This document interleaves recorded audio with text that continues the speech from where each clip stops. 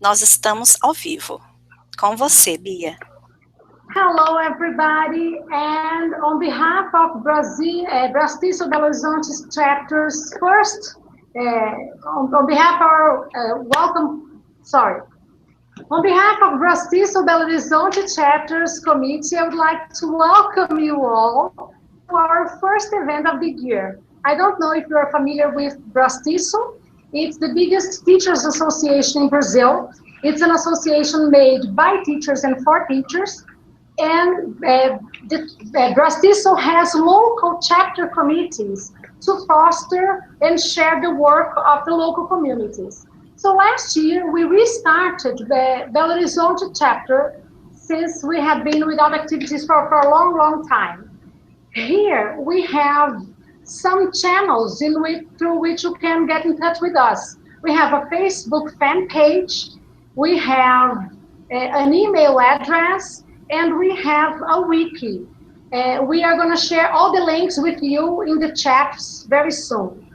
The goal of the chapter is to support teacher development through the creation of a strong community of teachers. And we want that community to go beyond the borders of the institutions we work at.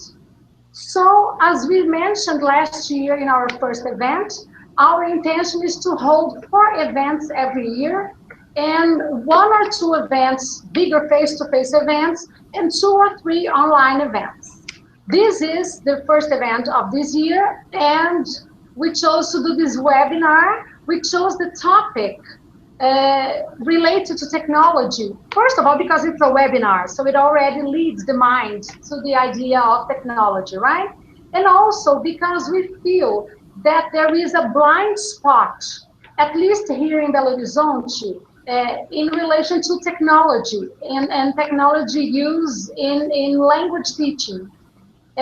When we follow the work of other chapters, we feel that they are using technology way more than we are, and we would like to share other possibilities. Of course, we don't have to use technology in our classes all the time, but for us to be able to choose what we want to use, it is very important that we know what we have available. And in that sense, Ana Maria Menezes is very experienced, and she's here today to share her experience with us. Ana Maria is an EFL teacher at Universidade Federal de Uberlândia. She's a teacher developer and experienced online moderator. Ana Maria holds a master's degree in linguistic studies in the area of teacher development in virtual environments. So this is really one of her strengths. I'm sure we are in for a treat now. And Ana Maria, over to you. Okay, hello everyone. First of all, I'd like to thank Bia for the invitation to be here with you today.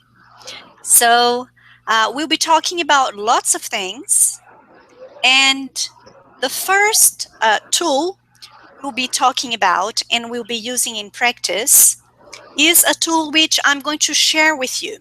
So if you have your cell phone next to you, I'm going to invite you to join a chat room using your cell phone. Okay? So with your cell phone, I'm going to share my screen here with you and show you the website I would like you to join using the cell phone. So, just a second.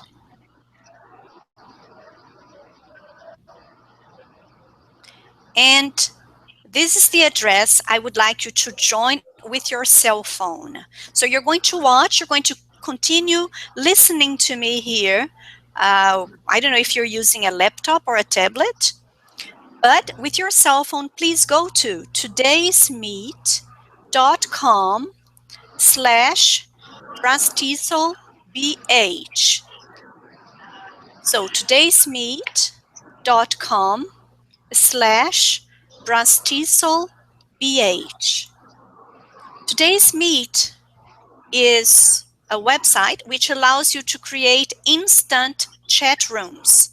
You don't need to register, and the people who join the room don't need to register either. I mean, it only asks for your nickname so that you can start chatting, but you don't need to create any account. Okay, so as you can see here, if you go to the address, so let me show you here.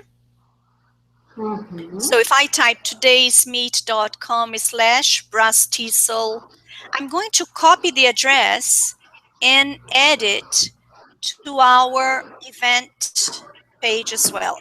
Okay, so in case people arrive here a little bit later, join us in our chat room.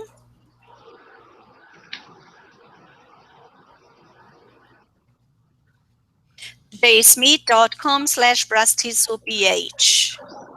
So let's see if anyone has joined us. Not yet.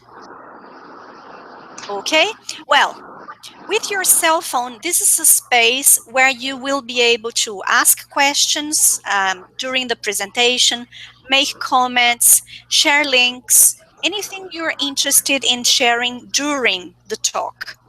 This chat will be available for a month.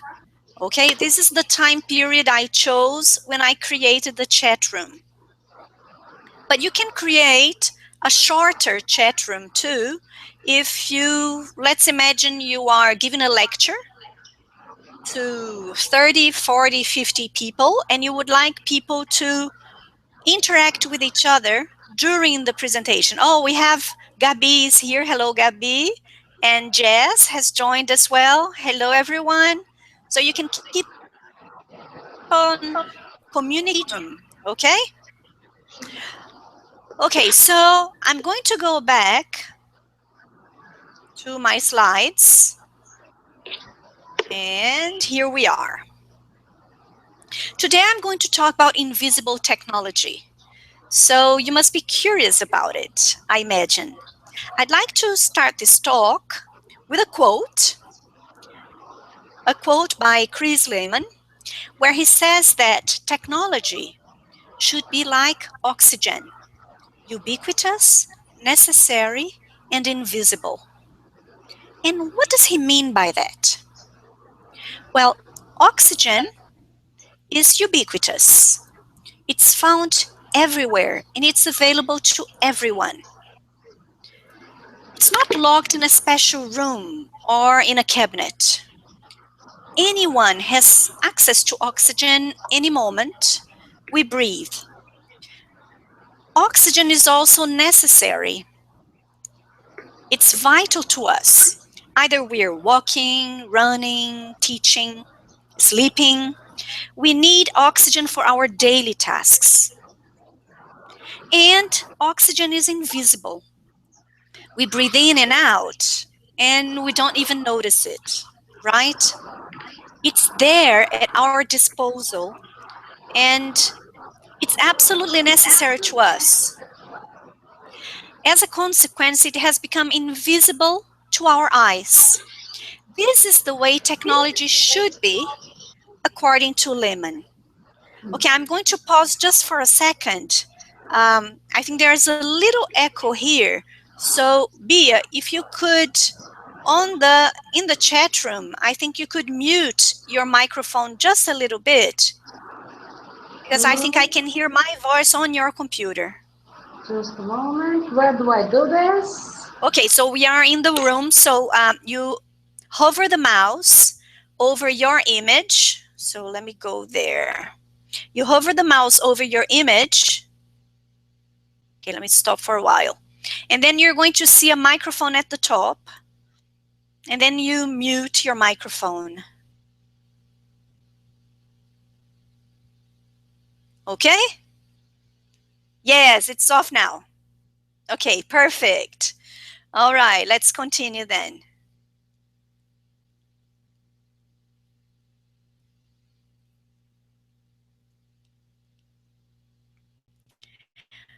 So we are still talking about that quote by Chris Lehman, 2010. And he compares technology to oxygen.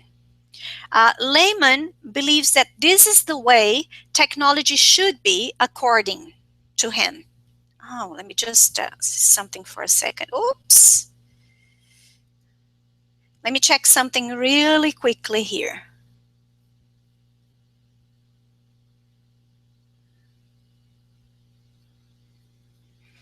Okay, I'm going to stop sharing, go back here.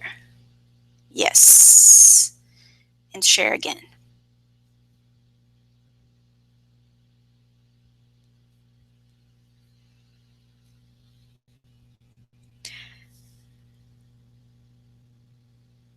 Okay, there we are. So, technology should be ubiquitous too. It should be ubiquitous in our lives and especially in our classrooms. You shouldn't have to schedule to use technology on a special day. Technology should come into play when it's necessary. When the use of technology can help learners reach a goal, and not only to motivate students. If technology is ubiquitous and used when necessary, we use it so much and so often that it can become invisible. Another author that agrees with Lehman is Bax, 2003.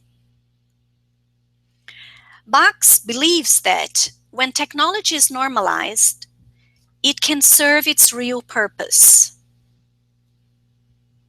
And what is normalization? Well, normalization is a term coined by Bax. Have you ever, let me explain what normalization is with a very simple example. Have you ever heard people who say they dislike technology and there they are using a pen to write on a piece of paper?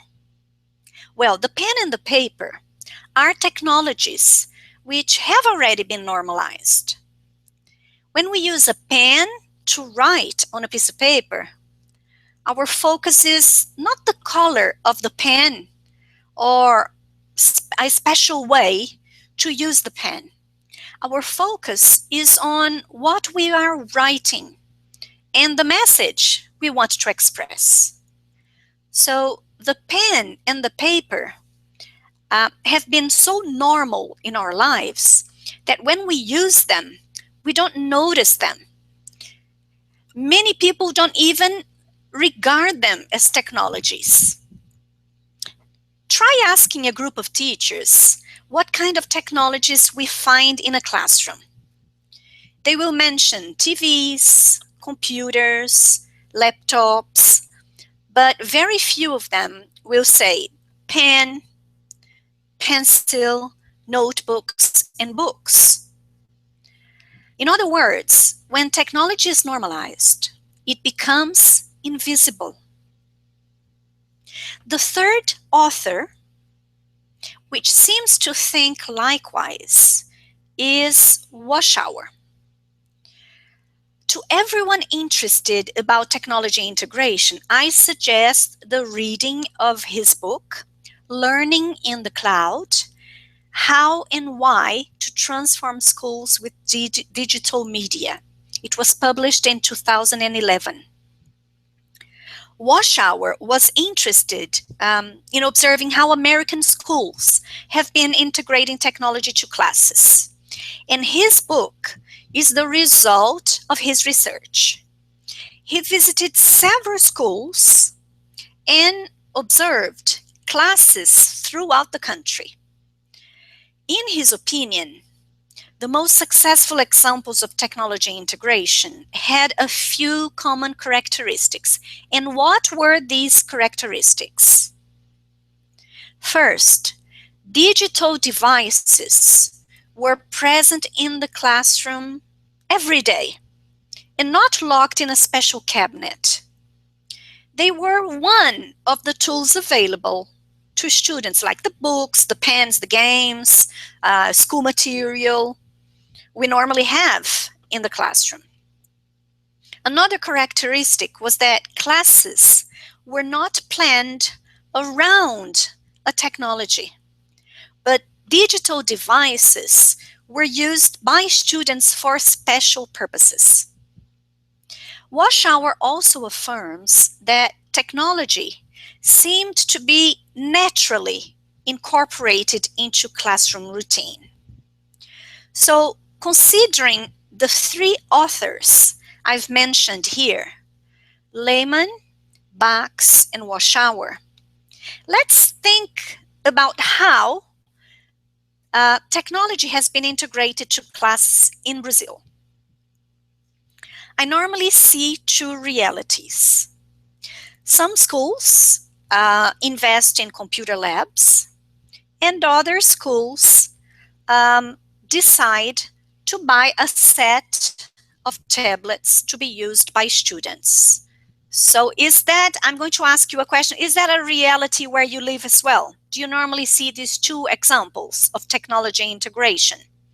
Using today's Meet, try to type how the school where you work, how it has been trying to integrate technology. Let's have a look at your school. Use today's Meet. Use your cell phone in our chat room to answer that question. How does your school integrate, or what kind of investment does your school make? Does it invest in computer labs? Does it invest in tablets? Or none? Okay, in some schools, this is BA's answering, in some schools, there are e-boards. Yes, okay, right. But the e-board, of course, it is interactive, but still it's there at the front of the room, right? So, of course, students can go there, but there's no possibility of having one e-board per student. So let's see, Aline is answering, we have a computer lab, 2 computers in class available to students. Okay, so sometimes you take your students to the computer lab, I imagine. Valeria is also saying that there is a computer lab available. A computer lab, you see. So there are lots and lots of schools still investing in computer labs.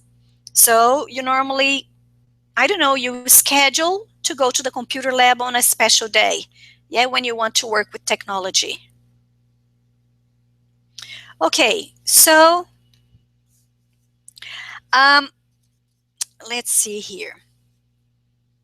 Although some people might see the investment in sets of tablets for school as an innovation, I dare say the situation of investing in tablets is very similar to the use of computer labs. So I have this image here. I know some people might be bothered, but to me, it looks a little bit like the old wine in a new bottle. Have you ever heard this expression of the old wine in a new bottle? Okay, let me explain my point of view. Let's imagine I'm a teacher at one of these privileged schools which have bought a set of 20 tablets. Okay. So there are about, 400, 800, 1,000 students. So teachers need to schedule when they have access to the set of tablets, right? So how often would we be able to use the tablets in class? Once a month? Or once every 3 months? So when we do have access to these precious devices, I'll make sure we make the most of it, and we'll end up planning my class around the technology we'll have in our hands. Do you agree with me that this is what normally happens? Exactly. So we don't use it very often. So if I don't use the tablet very often, if I don't use the computer lab very often, so is it that invisible? Maybe not so much. Okay, so unfortunately, when we don't use technology, that specific technology too often, the focus ends up being the technology and maybe not pedagogy itself. This is why so many people criticize the use of digital technology at school, saying classes can lose the real focus. And that's understandable. So my question is, by keeping a small amount of tablets in a cabinet as a precious item, can this technology become invisible? But we have to consider that schools don't have the means to buy one tablet per student, right? It's impossible. So what can we do? My question to you, now I'd like you to use today's Meet again. How can a technology become invisible? Okay? Today's Meet, how can a technology become invisible? So let's have a look at today's Meet and see what you answer. How can a technology become invisible? What do you think? Okay, we have Valeria, we have Aline, Paloma. Okay, I'm waiting for you. Bia is answering. We could use something we all have. Okay. Let's see what else. But the question again, how can a technology become invisible?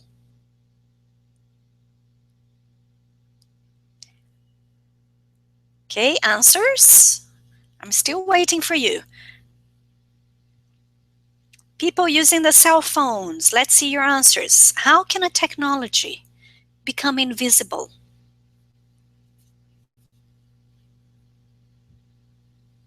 Where's Paloma, Valeria, Aline, Jess?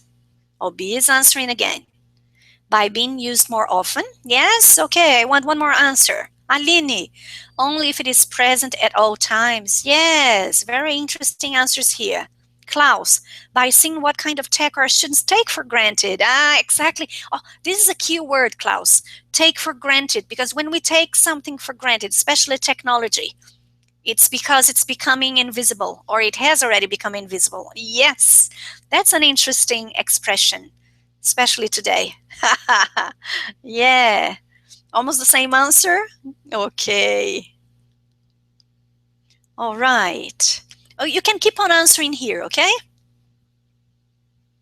And I'll go back to the slides.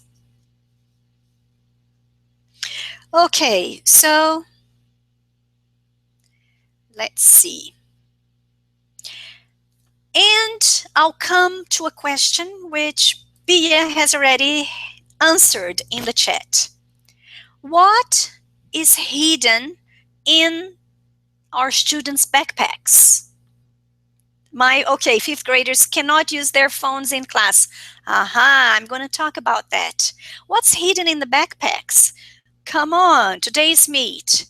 What kind of technology is found in a very big quantity in every classroom, but sometimes they're hidden in the pencil cases, they're hidden in the backpacks because we ask students to keep them away and turn them off or keep them silent. So yes, the cell phones. So let's have a look at the number of cell phones in the world to justify what I'm going to talk about. So this is a table of the countries which have more mobile phones in the world. Yes, so we have China, India, United States, and Brazil. So the first column here, you would have the number of mobile phones. The second column would be the population. And I call your attention to India here. Look at the population of India and the number of mobile phones. But have a look at Brazil. And have a look at the population number of mobile phones. So you see in Brazil, there are mobile phones than the population. So yes, people really have been using cell phones in Brazil. Now, some teachers say, oh, but we're talking about cell phones. We're not talking about smartphones. But even if we mention 3G and 4G, the number of smartphones which have 3G and 4G, it's rising day by day. So yes, cell phones are the most invisible technologies we have in class at the moment. I mean, the most invisible technology I'm talking about, digital technologies, in a mobile technology. But when we start working with cell phones in the classroom, we deal with some problems. Unfortunately, because of Brazilian laws, and also because of many teachers, coordinators, and school administrators who don't know how to manage cell phones in class,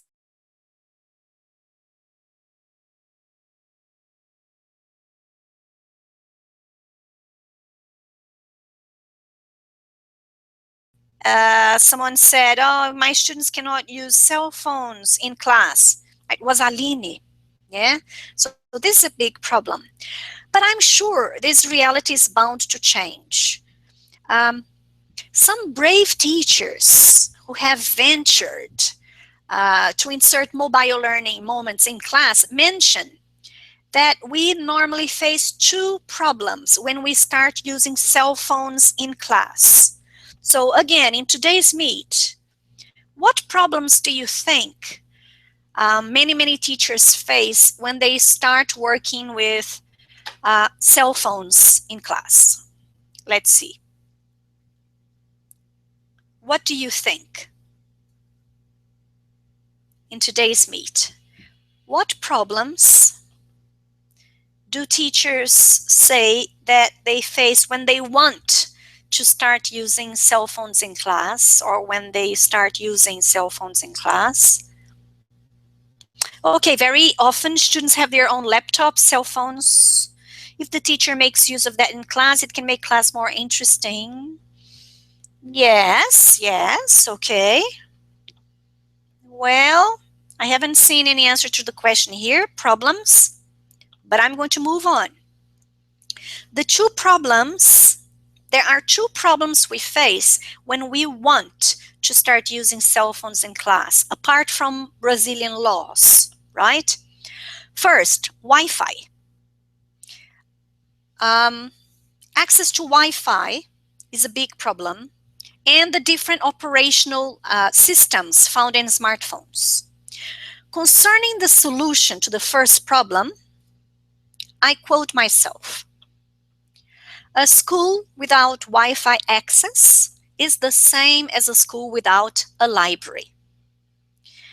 When my children were younger and I visited schools in order to choose where they were going to study, one of the first questions I asked was, do you have a library? How do you use the library with the students? I was worried about how my children would have access to information. Today, the richest source of information is the internet. So, denying students access to free, quality Wi-Fi access is like denying students access to information. This is very serious. And many times, the people who have the power of decision in their hands, they can't see this point. Okay? Of course, they think of investing in tablets, they think of investing in computer labs, but then Wi-Fi is the sort of investment we need to fight for. So all this theory that I brought at the beginning, the authors I've quoted so far, can be used by teachers as arguments to defend mobile learning and to help teachers justify practices including the use of the students' cell phones, and why it should be given a very serious thought to providing Wi-Fi access to students. The second problem I'm going to talk about is or the different operational systems found in cell phones. So you have sometimes we choose an app to use, and it's available to iOS devices, but not Androids, and vice versa. So when I started including mobile phone activities in my classes, I tried to find a list of apps which are cross-platform. However, Um, these lists were not meant for EFL students. Then I decided to start my own list, but I started an interactive list online with websites and apps. So I used a website called Listly, and I invited several teachers around the world to contribute to it. At the end of this presentation, I'm going to share the links to everything I'm talking here, especially the link to this specific list of apps you can use, okay? So I invited several teachers to contribute to this list, and right now there are more than 89 apps which are available both to Androids and iPhones and are appropriate to English language teaching. It's an open list which everyone can contribute to, and I invite you to contribute to our list too. I just ask you to first use the search box in the list, type the app you would like to include, and if it's not in the list yet, then check if it's available for iPhones and Androids, and then click Add to List, and you will be giving your contribution too. AdShelf, yes, AdShelf is an excellent listing site as well. Yes, there are several sites you can use for curating material, and Listly is okay.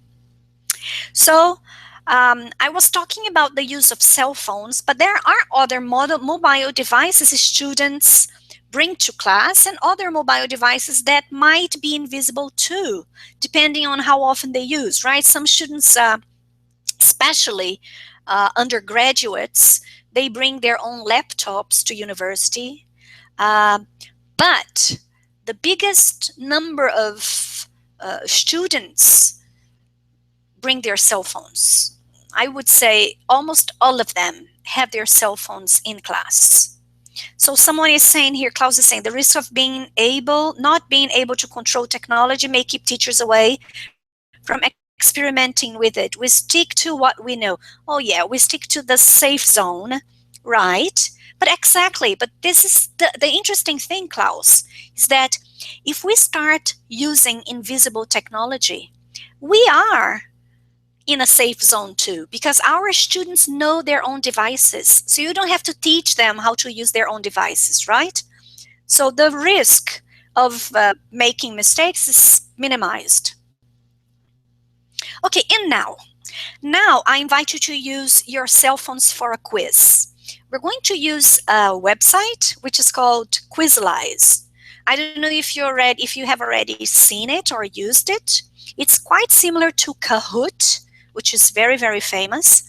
So it's a website which you can use to create a quiz. I have created a quiz about my presentation here today. So let me see. I'm going to Quizlize here. I have already created the quiz, and I'm going to click play and share. So in a second, yes, I'm going to give it to my class. Okay, let me click here, continue. Okay, just a second. Okay, so with your cell phone, I'd like you to go to this website here, quiz.al. So with your cell phone, just go to this website, quiz.al. And it's going to ask you for a code. Okay?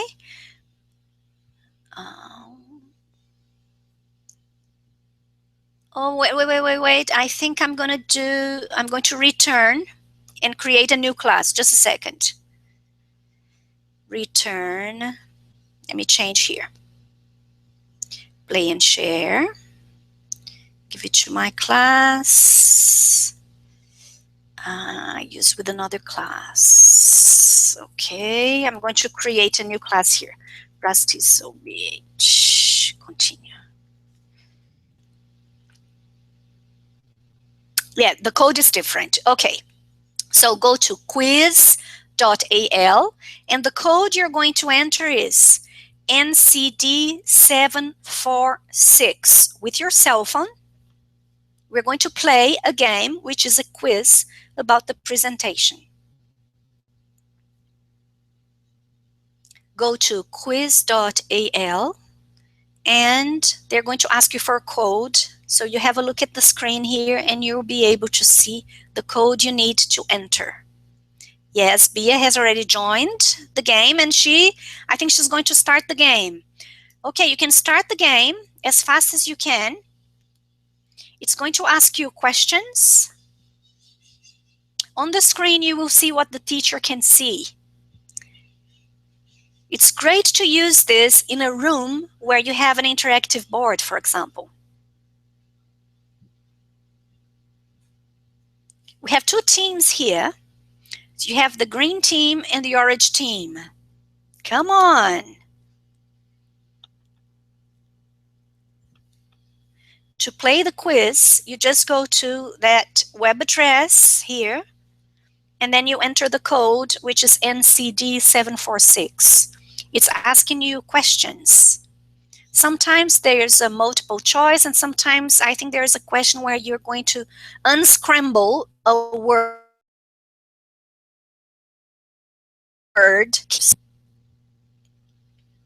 We have 5 players so far. You can use your cell phone to play the quiz. It's a quiz about the presentation.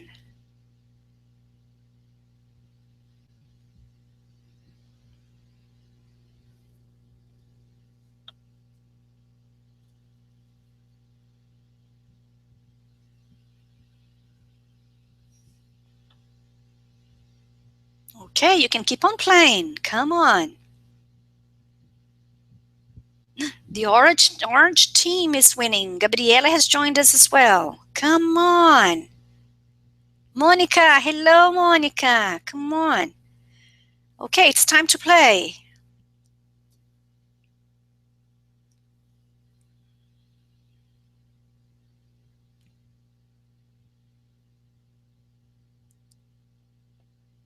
Okay, the green team, it's catching up. So we have 8 players now. So with your cell phone, you can play the quiz about the presentation.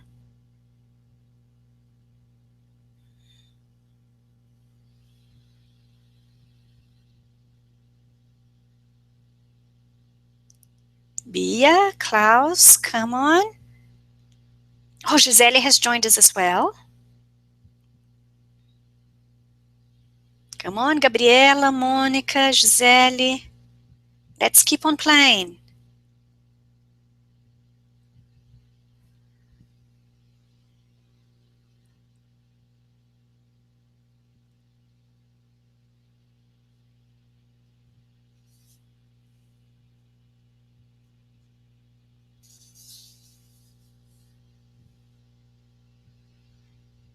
Okay. Oh. Quiz.all. Someone has entered with quiz.all. Come on, let's play. I think Klaus has finished. But other people can finish the quiz. I'm still waiting for... I'm going to wait a little bit more to see if you can finish the quiz. And then I'll show you the rest of what I can see on my screen.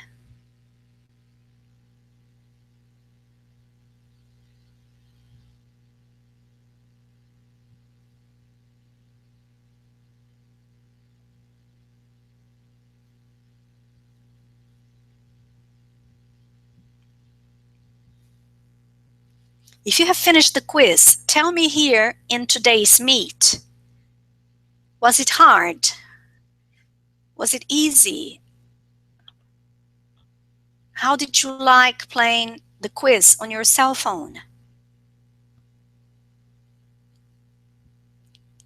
Oh, Gabi got stuck. Oh, the answer for technology should be like, it was right at the beginning. It was the first quote, Valeria. Maybe you missed the first quote. I can show later on.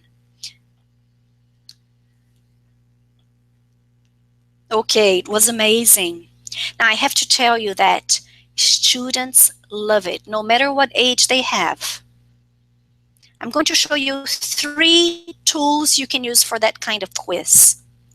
You can use that kind of quiz to check how much your students know before teaching something.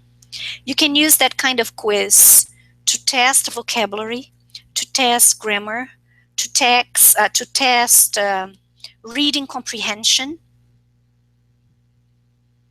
At the beginning of a lesson, at the end of a lesson, as an exit ticket. So there are various uses for that kind of quiz.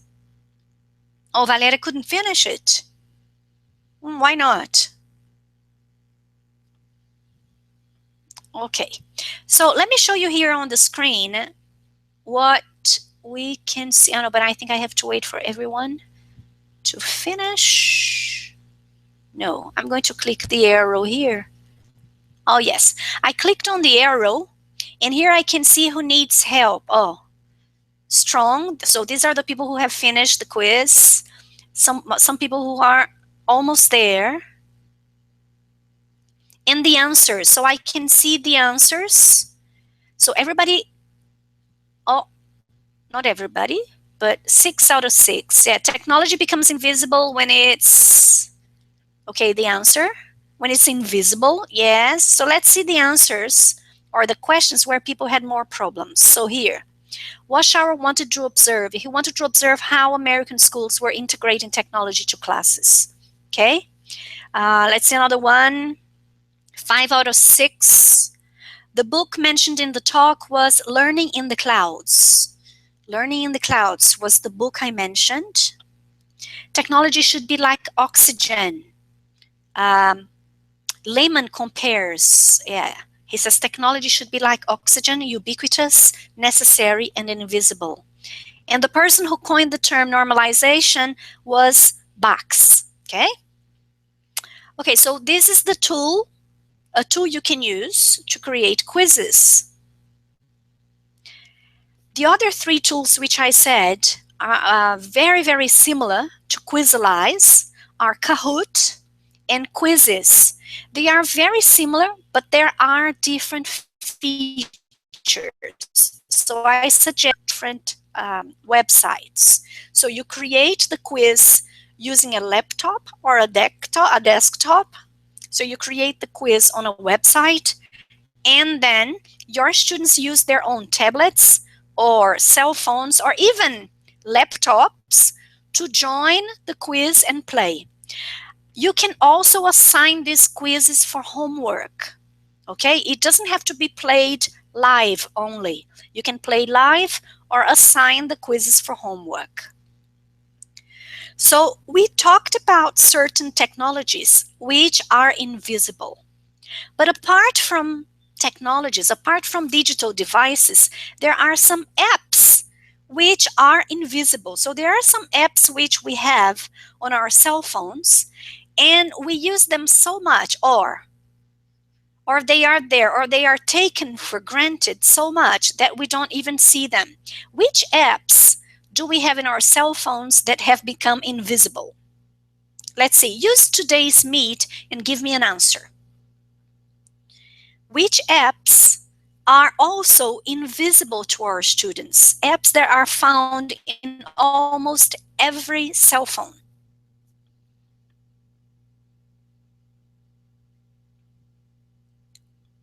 Okay, let's see, apps.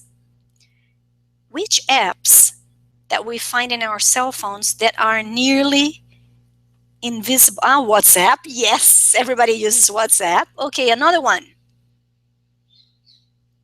Facebook, yes. Mail, calendar, clock, yes, Aline. What else? Excellent. We really take these apps for granted. Maps. I'm going to talk about some activities, you can develop text messaging apps. Yes, Valeria. So let me show you some apps, some of those you have mentioned. So let's see. The Photos app. So have a look at these activities. Choose a photo from your cell phone and tell the story behind it. I'm sure you have seen these activities somewhere.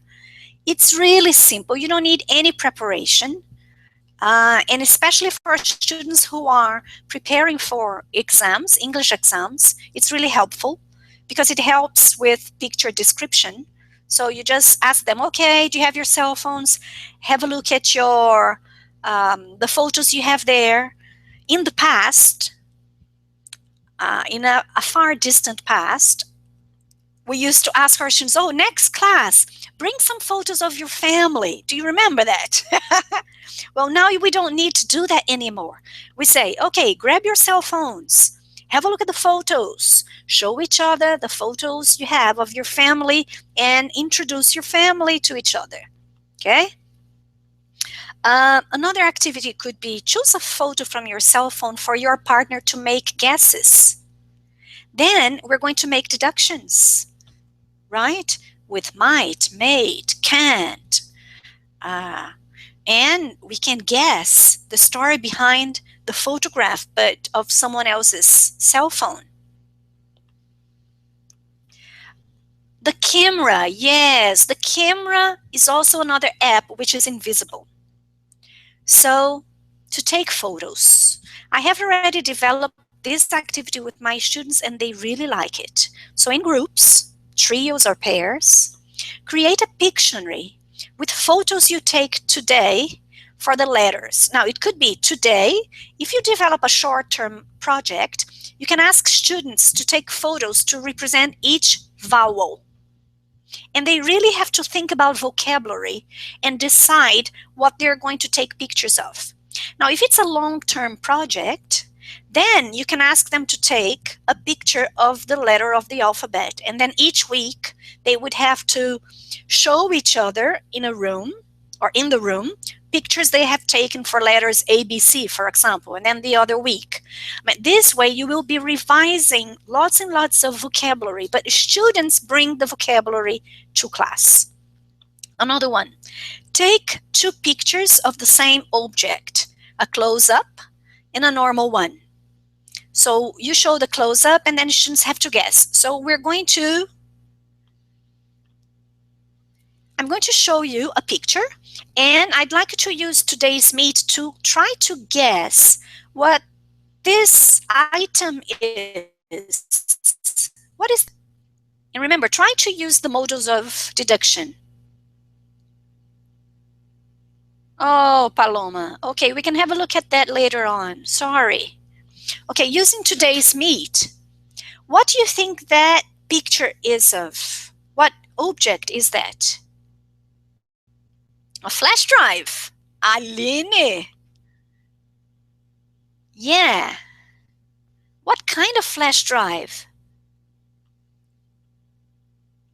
Anyone else? Just Aline. It might be. Remember, you can use it might be, it must be, it can't be. Come on, one more sentence. What do you think that is? Oh, it might be a car key. Oh, it might be a keychain. Okay, I'm going to show you. Ta-da! Yes, Aline was right. It's a flash drive, but it's a Darth Vader flash drive I got from a friend. I love Star Wars. Okay, so let's see, another app which is invisible. Well, it's the same app, camera, but now to make videos. I think this app for video, it's very underused in classes. So an idea would be like, ask your students to record an interview with someone in your family. So let's imagine you are working with used to and verbs in the past. You can ask your students if they have anyone in their family who speaks English, and then they could record an interview with an older person asking about life in the city, what it was like 30 years ago, 40 years ago. Okay, that could be an alternative. A fancy hand grenade, that's interesting. Create videos to represent an idiomatic expression. So maybe you can provide your students with lots of idiomatic expressions and ask them to create videos to represent them. The app. Now, these three apps I showed you, the photos, the camera, and the note-taking app, you don't even need Wi-Fi for students to work with them. They can work offline, okay? But one idea is a letter-by-letter dictation, like you dictate a sentence or you dictate questions, but you dictate them letter by letter, right? Like, what's your name? You dictate WHAT apostrophe S, and so on, and the students have to type. You can use that for brainstorming. Instead of asking students to brainstorm on their notebooks, they can use the note-taking app. For two-way messaging, the two-way messaging activity is like do you know when you exchange messages with two different people at the same time, like when you're using the chat box in Facebook inbox, so you communicate with two people?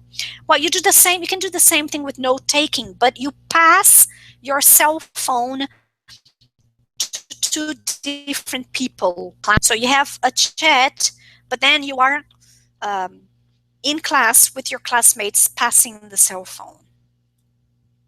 Piccollage. Piccollage is another cell phone which is very, very much used by young people. They use it a lot to make collages with their pictures. But many times, lots of teachers don't know that students can use Piccollage to create posters, mini posters. So instead of asking them to create big posters, they can create mini posters of vocabulary they have learned that day, or like I suggested to students, tips for tourists coming to the World Cup in Brazil or to the Olympics, or whatever, what you have in mind, okay? But then students can take a screenshot of their poster and then share with the whole group. You can have a poster being created very easily. Instagram is another app which is very much used by everyone. And an activity I suggest is one that you use the profiles from Instagram. You can choose a profile and take a screenshot of the images from a profile, or you can grab a profile of a famous person and ask students to make predictions as well. So let's have a look at these photos here. Okay, so these photos are from the profile of a very good friend of mine. Guess who this friend is? I think she appears in one of the photos. Can anyone guess who this person is, or these pictures? Roseli. Yes, exactly. Yeah, she loves posting about coffee, right? So this is her. So what else does she like? Let's have a look at these pictures. And so what else does she like? She likes drinking coffee.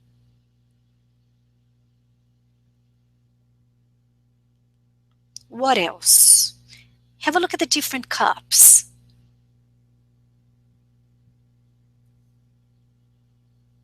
Then someone could say, oh, Monica. Hello, Monica. Monica Viado. Yes. So she collects cups. Yeah, she's a cup collector. She has wonderful cups. So every day she posts different pictures. Yeah, she does, Mia. Yeah. She likes jazz. Okay. She loves sharing whatever she learns with other people. Now, what about these pictures? They are from my Instagram account. So what can you say about me?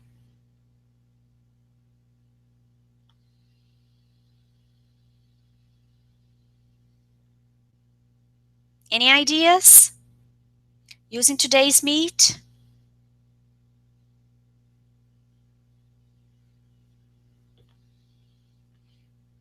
Anyone? So you can see my Darth Vader pen drive here next to Yoda. Yes, I am a Star Wars fan. Yeah.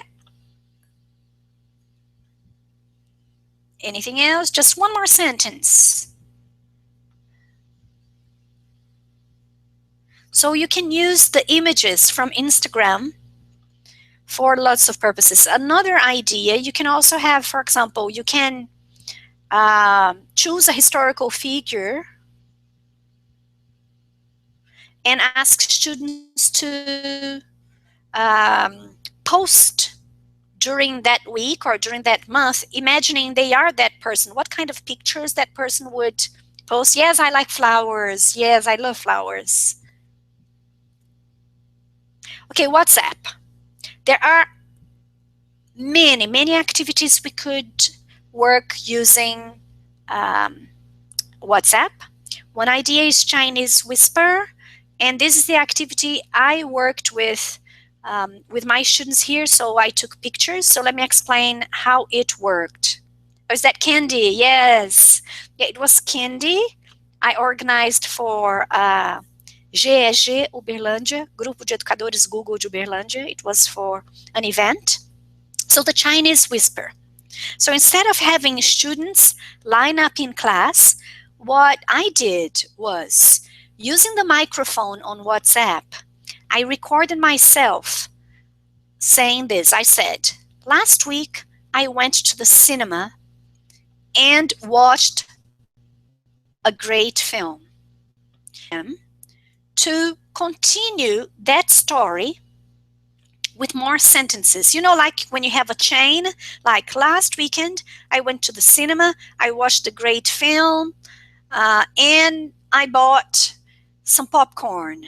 So they would have to add a sentence to the previous sentences they would hear. So it was a listening dictation.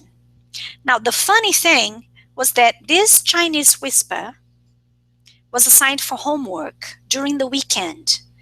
But my students did it as fast as they could because they knew that if it took them too long to do, the sentences would become longer and longer. So they would have to add one more sentence, but they would have to record their voice reading the sentences again.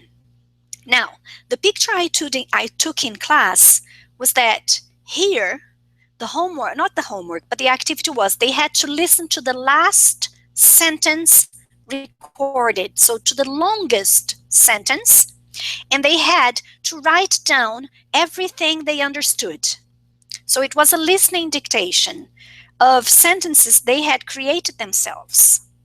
So a consequences chain could be used even for students preparing for exams as well, using WhatsApp and using the microphone. Maybe you could start with, okay, maybe let's think of, if I have time tomorrow, I will visit a friend. And then I record that. The next person will listen to my sentence. So my last sentence was, I will visit a friend. So I have to begin with, I will visit a friend. So if I visit a friend, I will take her flowers. So the next person who records needs to use the part of my sentence which comes at the end of my sentence. Do you understand the consequences chain? In mini dialogues. Now, whatever you're teaching, it's great to have students use the microphone on WhatsApp to record mini dialogues so that you have more evidence of their pronunciation and what they're learning. Google Drive. Now, Google Drive, lots of people don't use Google Drive on their cell phones, and it's amazing because your students can do collaborative writing. Now, this collaborative writing can be asynchronous, so like at different times, or synchronously. So students can be in the classroom, but they can be writing a story at the same time using different cell phones, and then they can write together. So all they have to do, they have to download the Google Drive app and the Google Docs app, and then they can start writing texts together. Okay, so the link I would like to share with you today, and I'm going to post this specific address to you in today's meet, and then we can share on the events page as well. They are my resources. Oh, Cecile got lost here. My resources. And let me show you what you're going to see once you go to that address. You can see a list of links of articles, videos, and everything I have talked about. In the list, remember the list I told you about the apps to be used for by EFL teachers? So this is the list I would like you to contribute to. So if you click here on the list, you can come, like I said, you can search for the app. If the app is not there, you click add to the list. So again, I hope you have found this talk useful to you. So the idea is to show you ways you can use cell phones and invisible apps with your students. And I would also like to invite the teachers who are interested in exploring technological possibilities and new trends in EFL teaching to join us in March. So I'll be moderating an online course which will be given in Portuguese because the public, so the course is open to teachers from different areas, and we'll be talking about aprendizagem colaborativa, okay? So if you wish to join us, you would be very welcome. And now I'm going to stop sharing, go back to the room. Here I am. So over to you, Bia. Thank you very much, Anna. It was lovely. It was a very interesting presentation. And there is something on a personal note. I think you've all seen how nervous I was in the beginning. And I've given many presentations in my life, and I've never been that nervous. And it's only because of the medium. So technology is definitely not invisible to me. So I use my computer all the time. I use Skype, and I use different tools. But still, when doing this activity, I got really, really nervous because it's the first time. So I think as teachers, we do that a lot. So we don't use cell phones because cell phones are invisible to us. But as tools for teaching, they are not, because we are not used to them yet. But we have to start somehow, right? And rather sooner than later, because there are so many interesting things we can do, and I really hope that we all can put it into practice in our lives. We will post a page on our wiki for this presentation, and we will put the links and everything that Ana Maria has shared with us, and I will share some of the activities I will create based on that. And I would like to invite everybody to do that as well, not only the people who watched the webinar live, but also anybody who watches the recording later on. Feel free to join our wiki and post your ideas there as well. Share your experiences so we can grow together, right?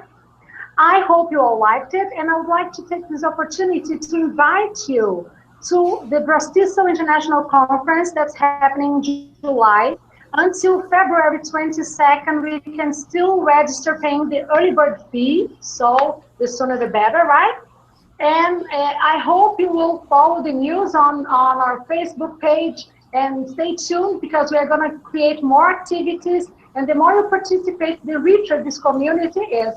Braztesol Belo Horizonte chapter does not belong to the committee. It belongs to all the teachers.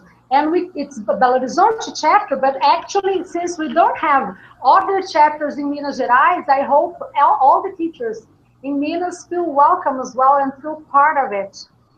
So that will be all for today. Thank you all very much, and I hope you'll join us next time as well. Bye-bye. Okay, Bye-bye bye-bye, now. everyone. Thank you very much.